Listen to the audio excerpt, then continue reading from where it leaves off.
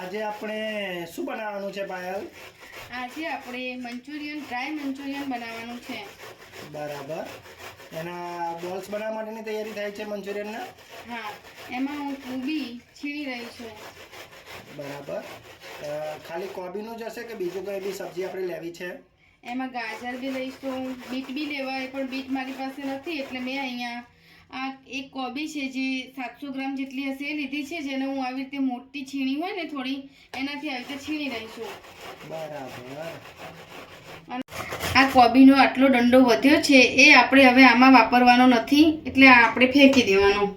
અહીંયા મેં આ અડધું ગાજર જેટલું લીધું છે, જે એ બી હું છીણીશ. તમારી પાસે થોડું બીટ હોય તો તમે એ બી લઈ શકો છો. અહીંયા મેં કોબી અને ગાજર છીણી લીધા છે. હવે આમાં હું 1 ચમચી જેટલું મીઠું નાખી અને 10 મિનિટ માટે રહેવા દઈશ. એટલે શું, આમાં જે બી મોઇશ્ચરાઇઝ પાણી હોય બધું જ પછી બહાર નીકળી જાય. કોબીમાં વધારે પડતું પાણી હોય છે, એટલે આવી રીતે મીઠું નાખી અને આપણે 10 મિનિટ માટે રહેવા દઈએ તો એમાં બધું પાણી છૂટું થઈ જશે. આ જે કોબી ગાજર આ બધું મેં લીધું હતું એની અંદર મેં મીઠું નાખીને મૂક્યું હતું, એમાંથી મેં બધું જ પાણી નિતારી લીધું છે. 10 મિનિટ થઈ ગઈ એટલે હવે હું આમાં 2 ચમચી જેટલો ચોખાનો લોટ નાખું છું. પછી 2 ચમચી કોર્નફ્લોર નાખીશ. અહીંયા હું મેદાનો લોટ 3 ચમચી જેટલો નાખીશ. આમાં જેટલી જરૂર હોય એ પ્રમાણે પછી મેદો યુઝ કરવાનો. મેદો બને ત્યાં સુધી ઓછો યુઝ કરવાનો. કોર્નફ્લોર અને ચોખાનો લોટ થોડો લેવાનો.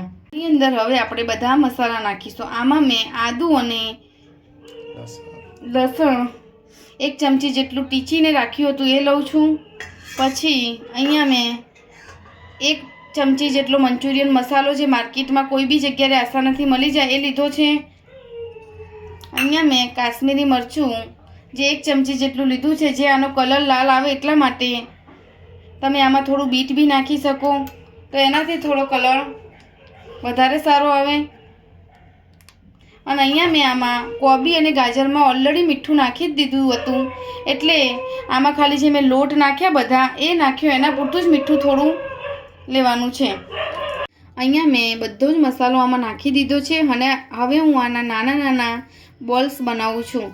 એના માટે બને ત્યાં સુધી બહુ મોટા બોલ નહીં બનાવવાના, આવી રીતે નાના નાના જ બનાવવાના, જેથી જ્યારે આપણે તળીએ અને ત્યારે એ આસાનીથી તળી જાય અને બિલકુલ કાચા ના રહે. મેં અહીંયા મંચુરિયનના બોલ્સ બનાવી દીધા છે અને હવે એને આપણે તળી દઈશું.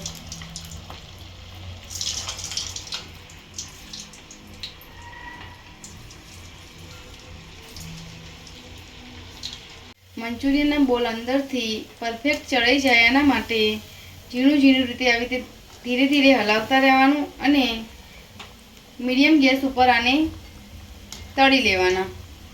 એકવાર મેં આ બોલ્સને તળી દીધા છે. હવે હું આને બીજી વાર તળીશ, કારણ કે આ અંદર સુધી સરસ રીતે ચડી જાય અને કાચા ના રહે એટલા માટે મેં અહીંયા બીજી વાર આને તળ્યા છે. આ બધા બોલ્સ મેં 2 વાર તળી દીધા છે અને દેખો કેટલા મસ્ત અવાજ આવે છે અને ક્રિસ્પી બન્યા છે.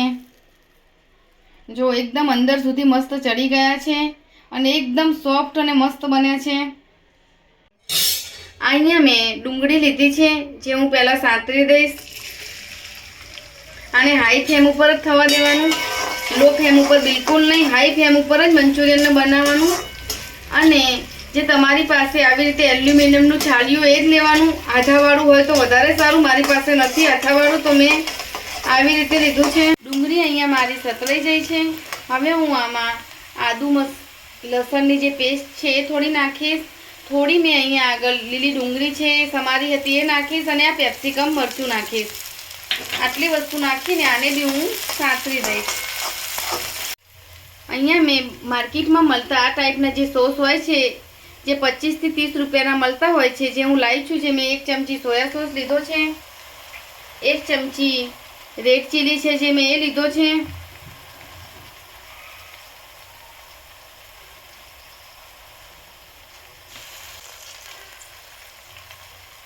અને 1 ચમચી જેટલો ગ્રીન સોસ મેં અહીંયા લીધો છે. બીજો મેં આજે પીચકું આવે ટામેટા સોસ એ 2 થી 3 ચમચી હું યુઝ કરીશ, જે મંચુરિયનમાં ખટ્ટો મીઠો ટેસ્ટ લાવે અને મજા આવે.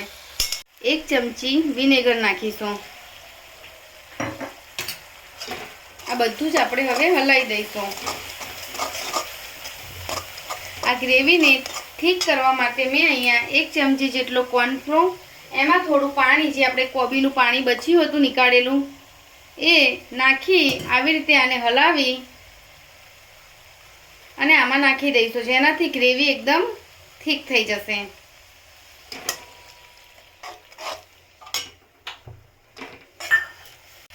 આમાં જે કોબીનું પાણી બચેલું હતું એ બી હું થોડું વેળીશ.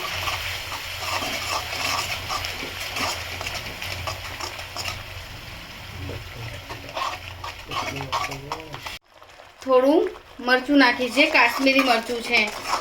આમાં તમે મીઠું બી નાખી શકો, પણ મેં કોબી અને ગાજરનું જે પાણી હતું એ ઓલરેડી મીઠાવાળું જ હતું, એટલે મેં મીઠુંનો ઉપયોગ છેલ્લે નથી કર્યો. અને હાઈ ફ્લેમ ઉપર જ શેકવાનું, લો બિલકુલ નહીં કરવાનું. અને આવી રીતે આ બોલ લાસ્ટમાં બધા નાખી દેવાના.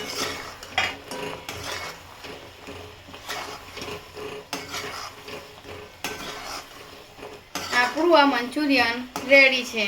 છેલ્લે થોડી લીલી ડુંગળી આવી રીતે નાખી દેવાની અને થોડી કોથમીર નાખી દેવાની. આપણે બજારમાં મળતું જે મંચુરિયન છે, જે 100 થી 200 રૂપિયામાં પ્લેટ મળે છે, એ જ મંચુરિયન ઘરે આપણે 50 રૂપિયામાં આસાનીથી રેડી કરી શકીએ છીએ, અને જે આટલી બધી ક્વોન્ટિટીમાં બને છે. આપણું આ ડ્રાય મંચુરિયન મસ્ત મજાનું બનીને રેડી થઈ ગયું છે.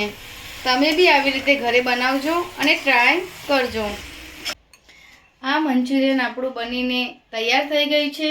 આવું જ મંચુરિયન તમારે બી ઘરે બનાવવું હોય તો તમે ટ્રાય કરજો, અને મારી ચેનલને સબસ્ક્રાઈબ કરજો, લાઈક કરજો અને શેર કરજો ફેમિલી મેમ્બર સાથે. Thank you.